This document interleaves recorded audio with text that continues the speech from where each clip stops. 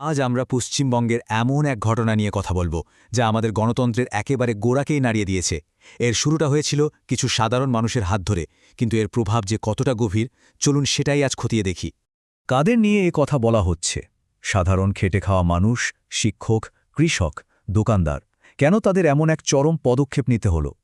এই বিশ্লেষণের মাধ্যমে আমরা সেই উত্তরই খোঁজার চেষ্টা করব। ঘটনাটা শুরু কিন্তু বেশ নাটকীয়ভাবে। ২রা এপ্রিল ২০২৬, পশ্চিমবঙ্গের মালদা জেলা।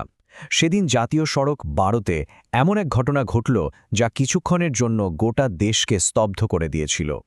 কয়েকশো সাধারণ মানুষ, যাদের নাম ভোটার তালিকা থেকে বাদ দেওয়া হয়েছিল, তারা ৭ জন বিচারককে প্রায় ৯ ঘণ্টা ধরে পণ্ডবন্দী করে রাখে। ভাবা যায়, এরা কোনো দাগী অপরাধী ছিল না। এটা ছিল সেই সব সাধারণ নাগরিকদের মরিয়া প্রতিবাদ, যাদের সবচেয়ে বড় গণতান্ত্রিক অধিকারটাই কেড়ে নেওয়া হয়েছিল। তো এই যে এত বড় একটা প্রতিবাদ, এর কারণটা কি? এর পেছনে ছিল নির্বাচন কমিশনের একটা বিশেষ প্রক্রিয়া, যার নাম স্পেশাল ইন্টেন্সিভ রিভিশন বা SIR। চলুন দেখি এই প্রক্রিয়ার ফলে ঠিক কত মানুষের গণতান্ত্রিক অধিকার প্রশ্নের মুখে পড়েছিল। প্রথমেই যে সংখ্যাটা আসছে সেটাই চমকে দেওয়ার মতো। ৬১ লক্ষ।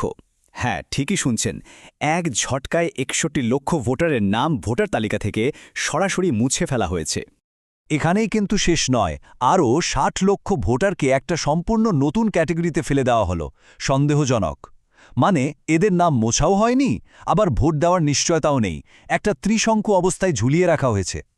এর ফলে কি হলো? এর ফলে পশ্চিমবঙ্গের প্রতি ৬ জন ভোটারের মধ্যে একজন, মানে ভাবুন একবার, প্রতি ৬ জনের মধ্যে একজন এই প্রক্রিয়ার শিকার হলেন। একটা গোটা রাজ্যের প্রায় ১৭% ভোটারের নাম নিয়ে প্রশ্ন তোলা হলো। এখন আসল প্রশ্ন হল, এই যে লক্ষ লক্ষ ভোটারকে বাদ দেওয়া বা সন্দেহজনক হিসেবে চিহ্নিত করা, এই সিদ্ধান্তটা নিল কে? কোন অফিসার? কোন বিচারক? না, এই সিদ্ধান্ত নিয়েছে একটা সফটওয়্যার। আর এখানেই গল্পের আসল মোড়। নির্বাচন কমিশন এই পুরো বিষয়টার একটা ভারী নাম দিয়েছে, লজিক্যাল ডিসক্রিপেন্সি। কিন্তু এই যে এত কঠিন একটা শব্দ, এর আড়ালে যে কারণগুলো লুকিয়ে আছে, সেগুলো জানলে অবাক হতে হয়।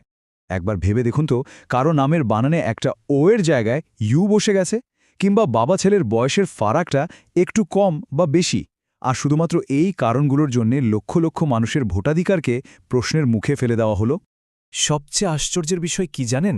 খোদ নির্বাচন কমিশনেরই একজন সিনিয়র কর্মকর্তা স্বীকার করেছেন যে এই সফটওয়্যারটা ব্যবহারের আগে ঠিকমতো পরীক্ষাই করা হয়নি।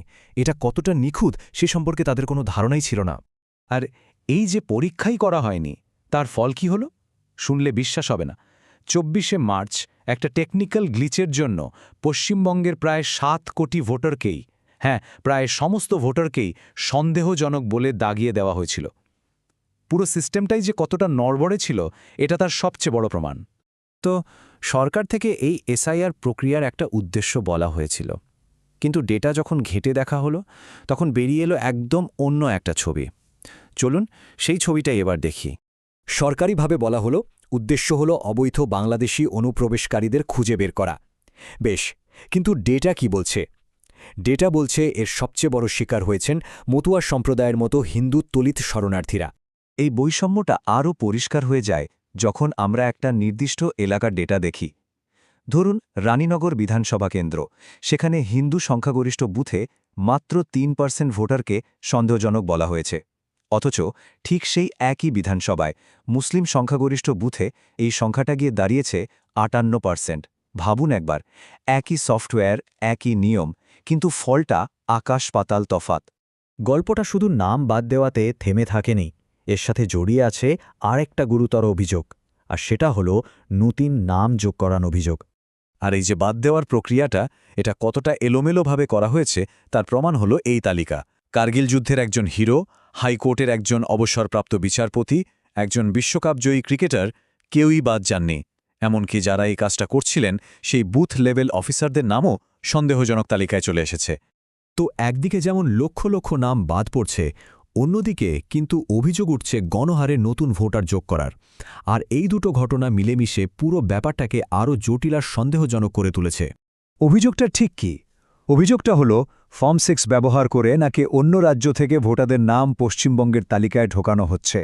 একদিনে ৩০,০০০ ফর্ম জমা পড়েছে, যেখানে নিয়ম হল একজন এজেন্ট দিনে ৫০টার বেশি ফর্ম জমা দিতেই পারেন না। এমনকি একজন কর্মীকে ৪০০ ফর্ম সহ হাতে নাতে ধরার অভিযোগও উঠেছে। সব মিলিয়ে প্রশ্নটা এখন এটাই যে গণতন্ত্রের জন্য এর মানেটা কি? যখন বাদ পড়া বা সন্দেহজনক ভোটারের সংখ্যাটা নির্বাচনের জয়ের ব্যবধানের চেয়েও বড় হয়ে যায়, তখন তো পুরো নির্বাচন প্রক্রিয়ার উপর থেকেই বিশ্বাস উঠে যাওয়ার জোগাড় হয়। আর এবার যে তথ্যটা সামনে আসছে সেটা সম্ভবত সবচেয়ে বিস্ফোরক। পশ্চিমবঙ্গের ২৯৪টা বিধানসভা কেন্দ্রের মধ্যে ২৩৪টাতেই, ২34টা কেন্দ্রে প্রভাবিত ভোটারের সংখ্যাটা গত নির্বাচনের জয়ের ব্যবধানের চেয়ে বেশি। এর মানেটা সহজ, এই ভোটার তালিকা চাইলে নির্বাচনের ফলাফল ওলটপালট করে দিতে পারে। আর সব শেষে এই অদ্ভুত মিলটা একবার দেখুন। ২০২১-এর নির্বাচনে তৃণমূল কংগ্রেস জিতেছিল প্রায় ৬০ লক্ষ ভোটের ব্যবধানে, আর এই বিশেষ রিভিশনে বাদ দেওয়া হলো কত ভোটার? ৬১ লক্ষ। এই দুটো সংখ্যার মধ্যে মিলটা কি শুধুই একটা কাকতালীয় ঘটনা? তাহলে শেষ প্রশ্নটা এখানেই এসে থামে। যখন একজন নাগরিকের ভোটাধিকারের মতো একটা মৌলিক বিষয় একটা আনটেস্টেড পরীক্ষায় না করা একটা সফটওয়্যারের হাতে ছেড়ে দেওয়া হয়, তখন গণতন্ত্রের ভবিষ্যৎটা কোথায় দিয়ে দাঁড়ায়? আর আসল প্রশ্নটা হলো, ভোট দেওয়ার অধিকারটা আসলে কার হাতে থাকে, আমাদের নাকি কোনো এক অ্যালগোরিদমের?